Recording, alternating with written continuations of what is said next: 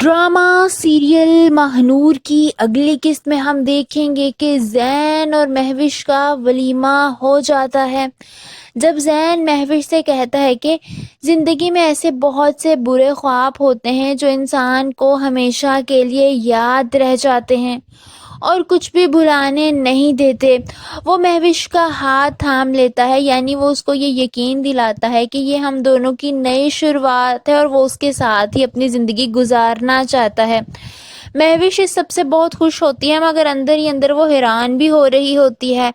وہ اپنی حیرانی چھپا نہیں سکتی اور زین سے کہتی ہے کہ تمہارا یہ بدلا ہوا رویہ یہ تم نہیں ہو زین۔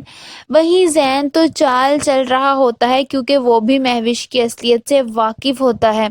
وہ بس اسے اپنی باتوں میں لانا چاہتا ہے تاکہ اس کی چال اسی پر الٹی کر سکے۔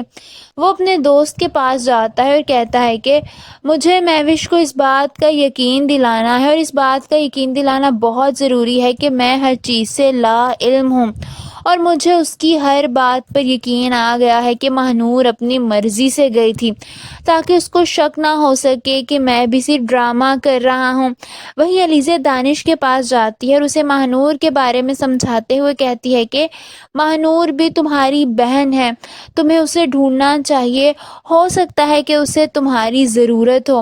یہ سن کر دانش کو احساس ہوتا ہے کہ اسے بھی ماہنور کو تلاشنا چاہیے اور صرف یہی نہیں سمجھنا چاہیے کہ ماہنور اپنی مرضی سے گئی ہے، بات کچھ اور بھی ہو سکتی ہے۔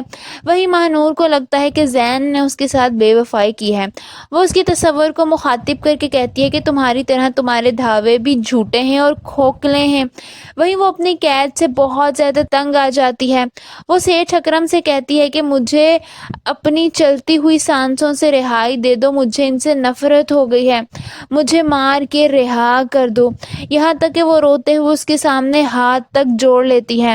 جب وہ اسے اٹھاتا ہے اس کے دل میں اس کے لیے تھوڑی سی نرمی پیدا ہونے لگتی ہے۔ وہ اس کو ناشتے کی میز تک لے کر آتا ہے۔ اس کا رویہ ماہنور کے لیے تھوڑا نرم پڑ رہا ہوتا ہے اور وہیں ماہنور کو بھی پتا ہوتا ہے کہ اگر اس نے اپنا رویہ سخت رکھا اور سیٹھ اکرم کے سامنے زیادہ ضد کی تو کام بگڑ سکتا ہے، اس لیے فی الحال وہ اس کی ہر بات مان رہی ہوتی ہے۔ اسے کسی نہ کسی طرح اس کی قید سے نکلنا ہوتا ہے۔ وہی ہم دیکھیں گے کہ زین کے دوست اور ماہنور کی ایک دوست سب بیٹھے ہوتے ہیں۔ جب زین کہتا ہے کہ یہ گندا کھیل مہوش نے شروع کیا تھا، اسے میں ختم کروں گا۔ آپ سب کو کیا لگتا ہے؟ کیا زین ماہنور کو ڈھونڈ لے گا؟ کمنٹس میں اپنی رائے کا اظہار ضرور کیجیے۔